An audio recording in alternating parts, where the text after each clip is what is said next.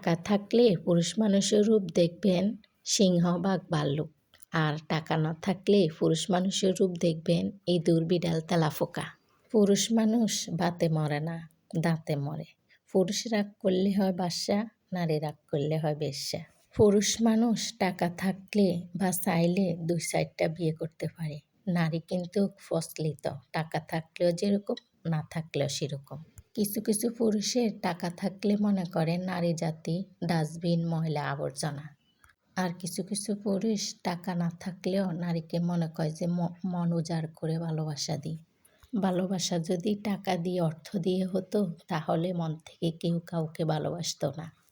ভালোবাসা মাত্র আল্লাহর রহমত থেকে আসে, মানুষের মধ্যে দান করেছে। তাই মানুষ নারীকে পুরুষ, পুরুষকে নারী এত ভালোবাসা দিয়ে আগলে রেখেছে।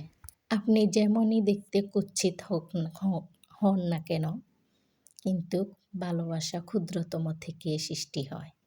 এই ক্ষুদ্রতম ভালোবাসা দিয়ে আপনাকে সারা জীবনও ধরে রাখতে পারবে, আর অনেক বেশি ভালোবাসা দিয়েও যাকে অনেক কিছু দিয়েও রাখতে চাইলে সে থাকতে চায় না, আর যাকে অনেক কিছু না দিয়েও রাখতে চায় না তারপরে সে থাকতে চায়। যে পুরুষ বউকে আলমারির সন্দুক ভেবে কথা বলবে না, সে পুরুষ কখনোই সফল হবে না। যে পুরুষ নিজের বউকে অবিশ্বাস করে দুনিয়ার সবাইকে বিশ্বাস করে পাহাড় তৈরি করতে চায়, সে পুরুষ অবশেষে ঝর্ণা হয়ে ঝরে পড়ে যায়।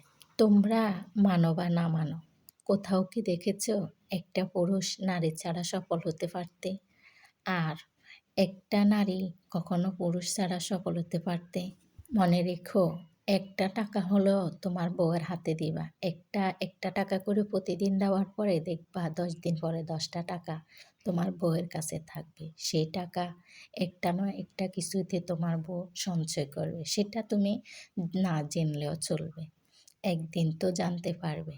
মনে রাখবা, এত বিশ্বাস করবা না, বিশ্বাস করে চলবা দুজন দুজনকে, তাহলে সফলতার মুখ দেখবা, সুখের মুখ দেখবা। পরিবারের সুখ একজন থেকে হয় না, দুজন থেকেই হয়। আমি দেখেছি একজন পুরুষের 5টা সন্তান হওয়ার পরও সে সফল হতে পারে নাই, আর আরেকজন নারী 5টা সন্তান, সে অনেক সফল হয়েছে। কেন জানেন? সে পুরুষ তার স্ত্রীকে কখনো টাকা দেখায়নি কেমন দেখতে, আর ওই পুরুষ নারীকে সর্বোচ্চ দিয়ে ভালোবাসছে। যেটা মন চাইছে, যে যেভাবে করতে চাইছে সেটাই করছে, তাই সে আজও সফল হয়েছে, তার সন্তানেরাও সফল হয়েছে।